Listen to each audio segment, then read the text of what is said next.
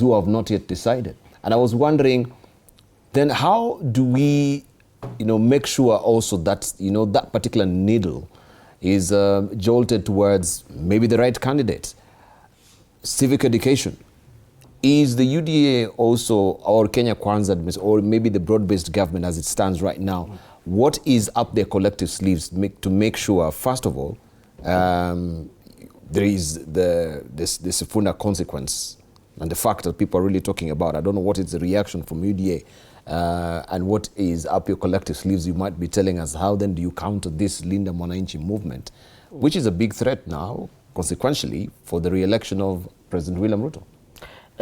Before I answer that, I think in future, so that you see the numbers, you need to, as a media house, create some time to engage with government agencies and the beneficiaries of some of these government initiatives, like Nyota Fund.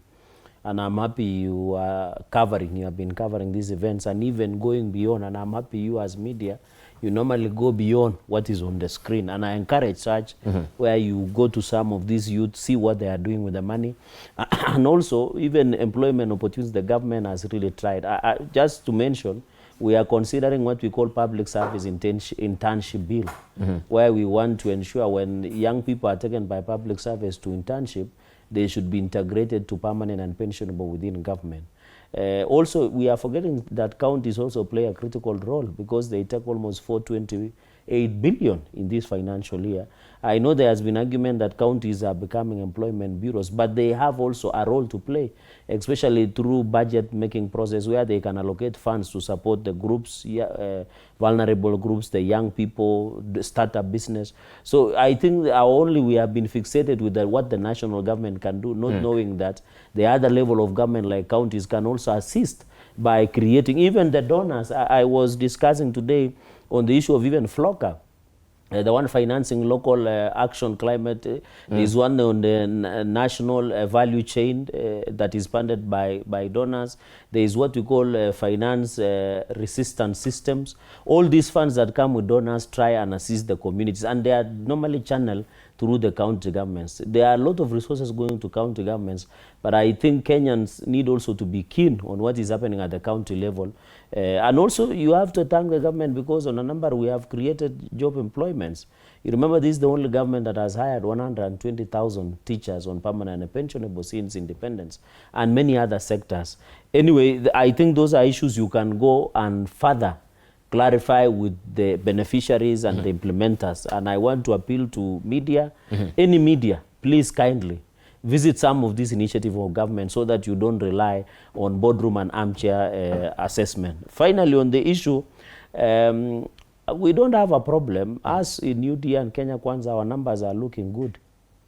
And we are aware that in Mount Kenya region, as my brother pointed, it's a reality that we might have to work harder than the way we had to try and get the support there. So but looking at the country, we are doing very well with the broad-based partner. But with the significant drop in popularity as it stands right now, the president coming all the way from 34 to 24, isn't that a niggling worry? There is this, I don't know whether it's still Steadman. You remember what they did to Kalonzo in 2007 and even 2002. So you don't rely on opinion polls. In fact, you are the one who told us, and I've seen, not to say you, but the Infotrack and other opinion polls, they have been saying 20%. Is it Kenyans have not made up their mind? Kenyans are averse if they have made up their mind.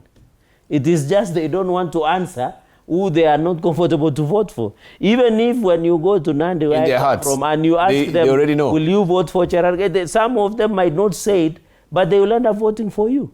So the point I'm trying to make as UDA before I sit ground is our numbers are looking very good. We are doing very well in the coastal region. Northern Kenya, we are doing very well. Even in Western Kenya, the Luo Nyanza, the broad-based areas plus Kenya Kwanza, we are doing very well. And I think going into the future, we are trying to work.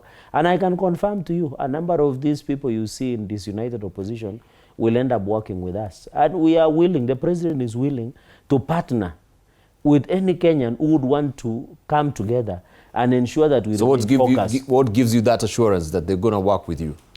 This is what are some of the signs? I mean, Prof will tell you, politics is about interests. It's about interest. He just explained to 2013 scenario.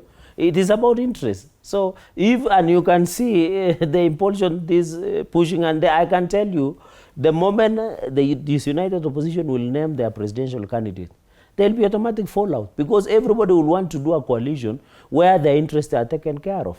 And the president has indicated, if there is any Kenyan, including leaders, who would want to work for betterment of Kenya, who would want to ensure that... But if there is a consolidation... And that is why even ODM... If there is... Let me finish. Even ODM and UDA, when we met as National Governing Council of UDA, we gave the president, party leader, and other structures to start engaging with the ODM on a pre-coalition agreement.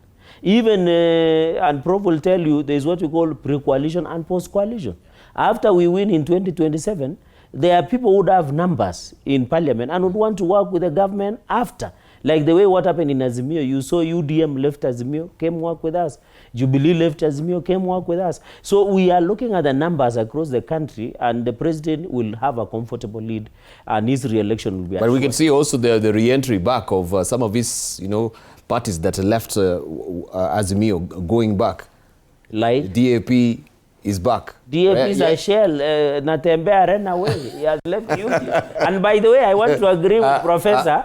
Just sorry, Professor, for taking long, but I want to agree with this assessment. There are people who are lazy. There are more than 80 political parties. There are people carrying briefcase political parties in this town, and they just want to be called in hotels to negotiate. They must also, so when you say, for example, the DAP has gone back, that's a shell. Even one elected governor has left. But you cannot underestimate the significance even of one number. No, right? We are not underestimating, but because I'm saying, when all this party consolidate to home, right? When all this party consolidate, looking at just the polling that has been done, yes, there's fragmentation, but now as they're seeking consolidation, that will be a potent force that you cannot, But can I say something before? You have to reckon with. Yes. The issue of Linda Mwananchi, for example, is just an infatuation. I like Prof because today I talk about It's love. An infatuation. Yeah, it's just an infatuation because even the young people of Mount Kenya region, of Rift Valley, of Western, they might lack what Sifuna, the hype of the young people, the energy. But when the vote comes, they will vote for their tribal people. Right. So, and Kaluma was here saying the same sentiments. Though, this Sifunanization that we are seeing is all a balloon. It will deflate at some point. So do you hold with this view, Professor, as well? No, I don't. But I just want, because my brother here is a policy maker,